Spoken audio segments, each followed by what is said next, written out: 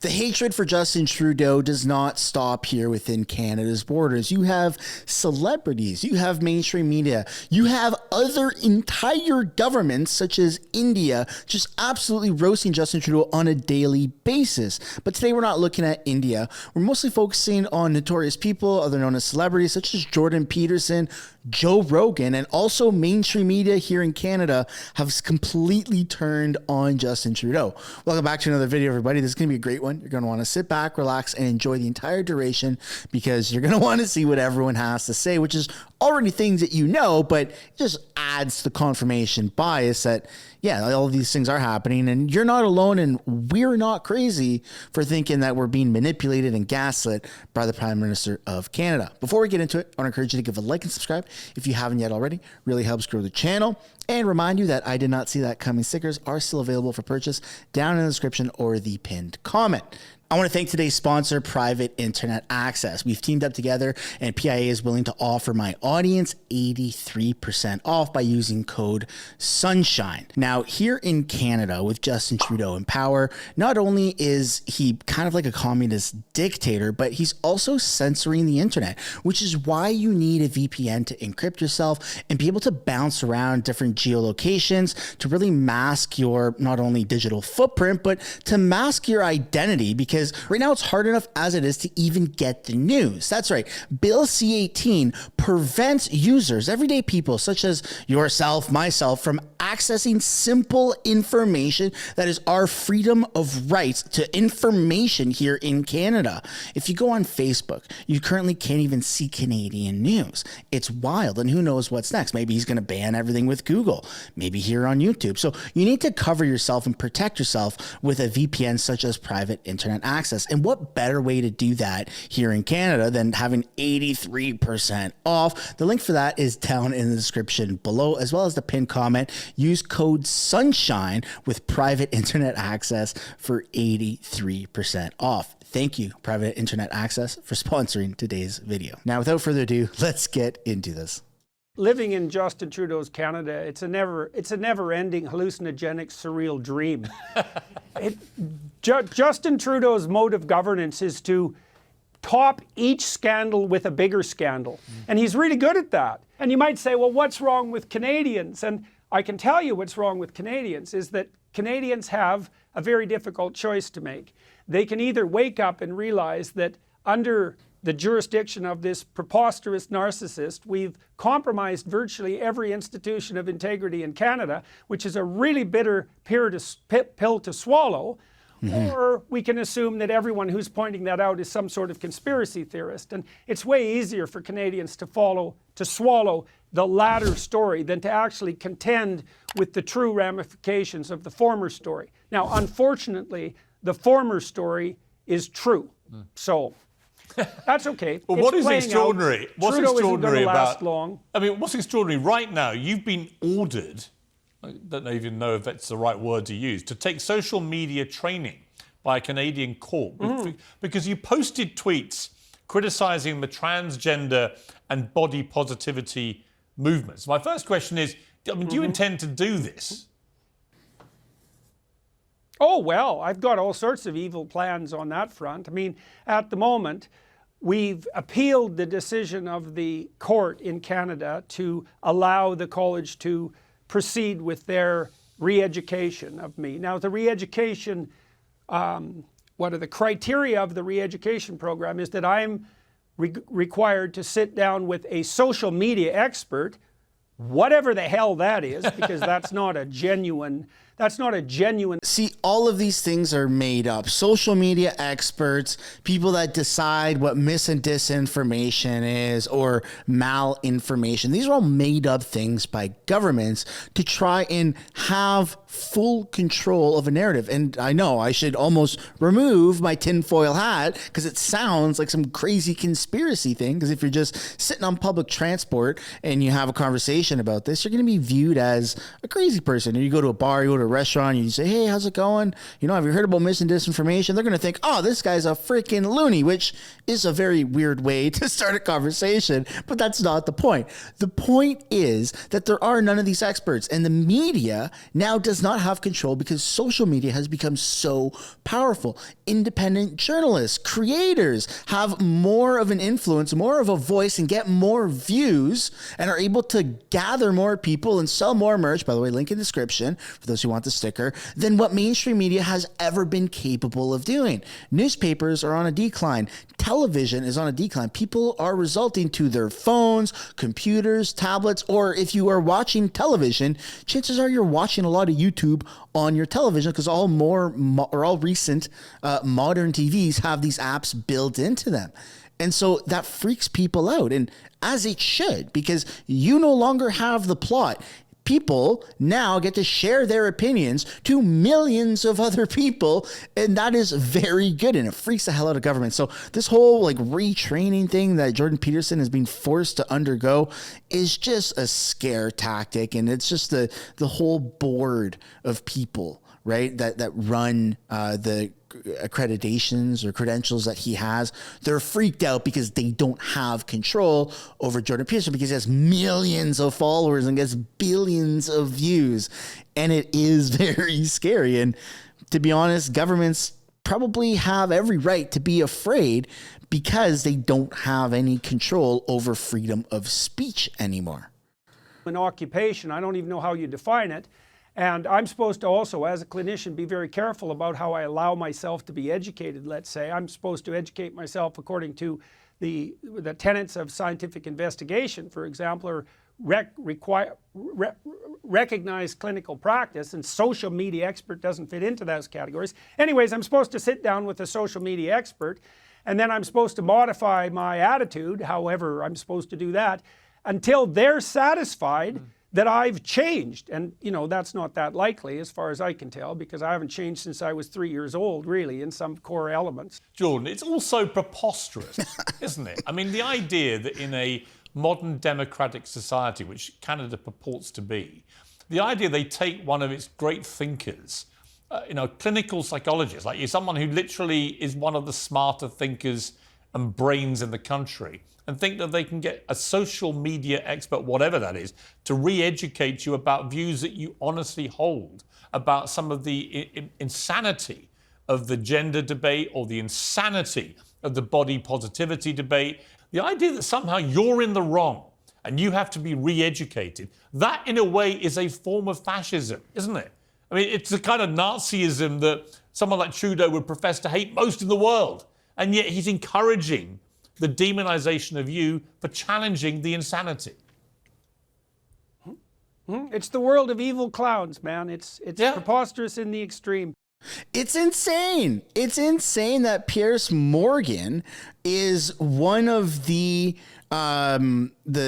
forefront people on the global scale for freedom of speech and what seems to be more of the right-wing ideologies, because Piers Morgan, I think historically he's been quite liberal, at least that would be my impression.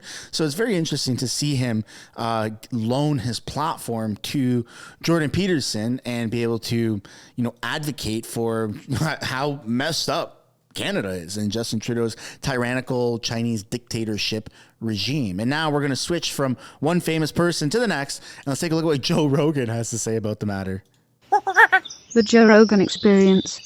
They're regulating podcasts in Canada. Oh yeah, and I was reading about this bill, because I woke up and we're jet lagged, so I woke up at a ridiculous time. I went on the phone, which you should never do. Let's be honest, that is a bad way to start the day. It's not good. No.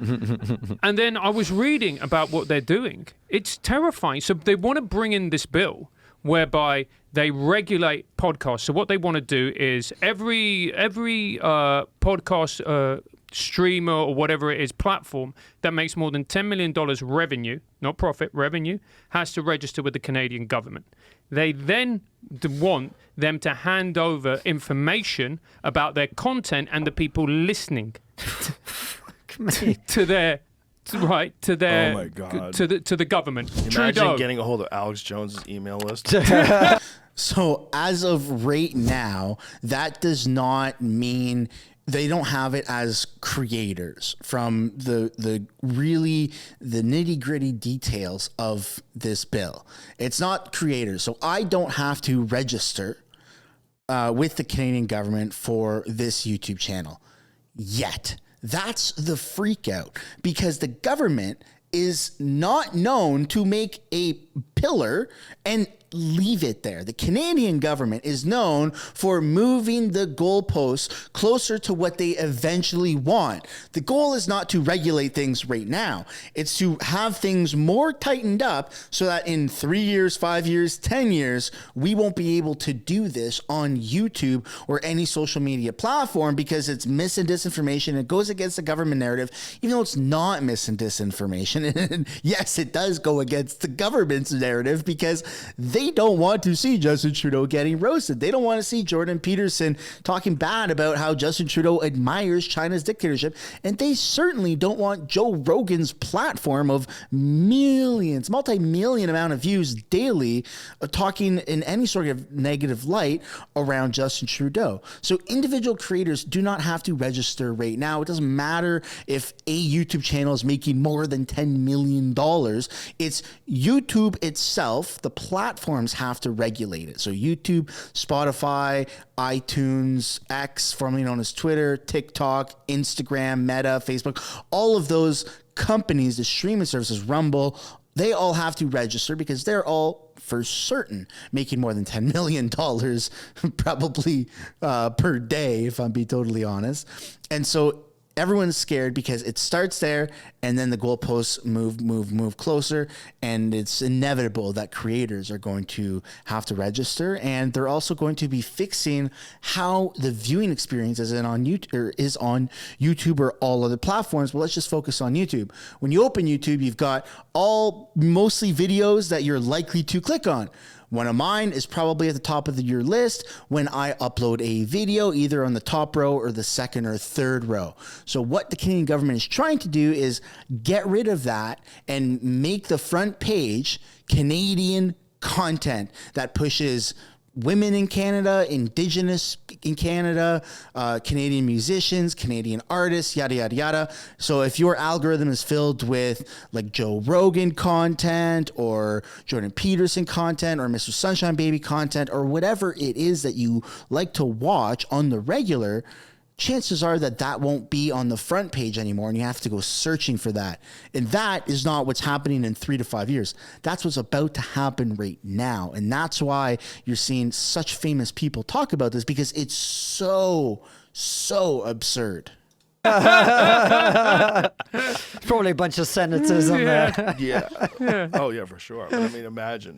Yeah. And then The government can get that. they're talking right now about, and maybe we're going to need to fact check this again because I was reading it this morning, but basically they want it to promote Canadian, something to do with basically what Canadian greatness, whatever it is, they talk about it, and Indigenous affairs.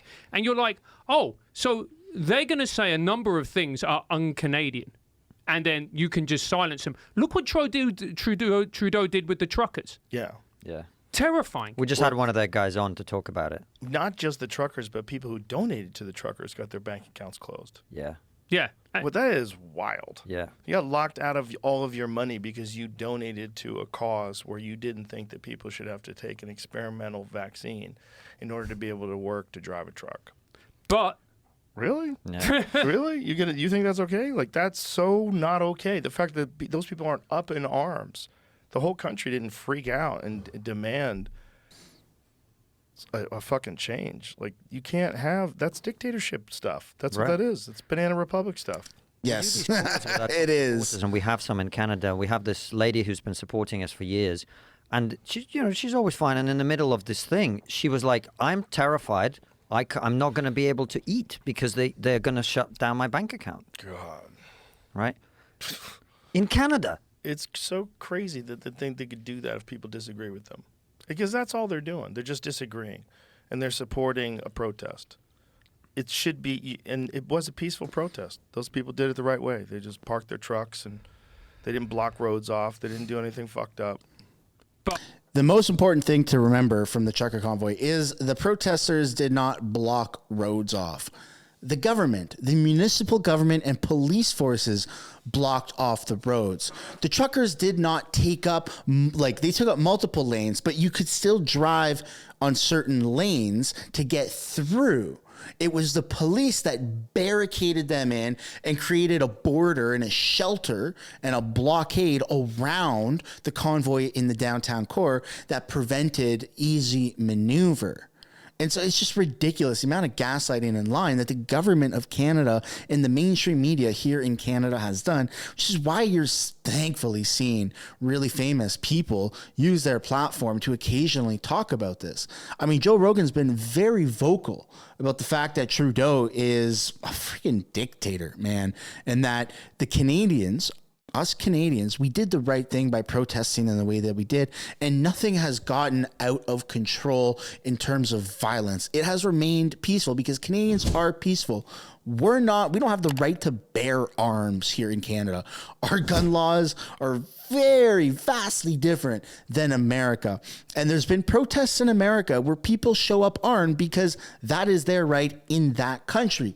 Canada does not do that, and Canadians aren't advocating for that. So things have remained extremely peaceful, yet the government is still stomping on people, which is why now, thankfully, above and beyond celebrities talking about this, you have the mainstream media here in Canada that's really just digging into Justin Trudeau. Let's take a look at this TikTok video of mainstream media putting Justin Trudeau in his place. You are polling particularly bad with this group. If you reflect on it, why you think this group is leaving you in very big numbers? Because they came out to vote for you in 2015, right? Yeah, absolutely. Yeah. And he's going to blame mis and disinformation and Russian propaganda. 8 years ago, to reverse a government that didn't do anything on climate change, that didn't believe in inclusive economic growth, kept with trickle down, give tax breaks to the wealthiest. We managed to turn that around significantly. And we're in a really good position when the pandemic hit.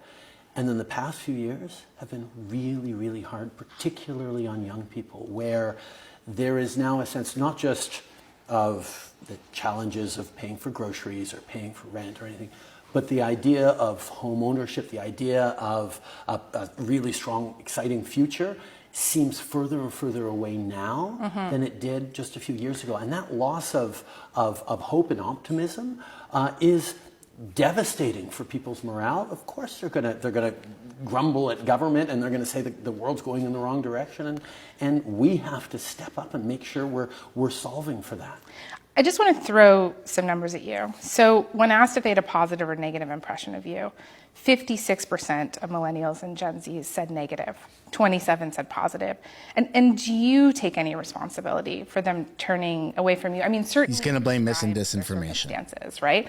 But do you think you could have or should have done more for them? I think I can continue to do more for them. I think one of the things that is real is whether it's coming out of the pandemic that was such a kick in the teeth to everyone, whether it's the war in Ukraine that's affecting food prices and energy prices, whether it's the global economic slowdown that's driving up interest rates and driving up inflation.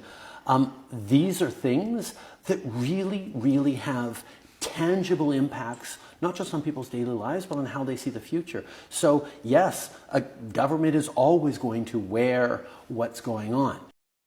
I'm very surprised that he didn't mention mis and disinformation. It feels like Justin Trudeau has done a phenomenal job of being consistent with the rhetoric that mis and disinformation is the reason why people don't like him. Hey, you don't like me because I'm a douchebag and I'm a crappy prime minister. The reason you don't like me is because you're being exposed to the wrong information. Like, that is a real thing that Justin Trudeau has said, just in slightly different words. But that's where we're going to end today's video. I'd love to know what you guys think down below in the comments on any of the topics that I covered. Don't forget to give a fat like and subscribe if you haven't yet already. It does really help grow the channel, as does turning post notifications on. It's that little bell icon that shows up once you're subscribed. And I will see you all in the next one. Bye for now. Thanks so much for making it to the end of the video. If you want to support the channel financially, you can do so by checking out the merch shop linked right up there. Or if you want to do something for free, which is also absolutely acceptable and highly encouraged, you can subscribe right there. If you want to continue watching videos like this, you can do so by clicking or tapping right there to watch the next upcoming video. And if you want to watch a little bit of different content, but also Canadian stuff, you can do so by clicking right up there. That's my second channel, House of Canada, also known as the House of Commons Highlights. Thanks so much for watching. I look forward to seeing you in the next video.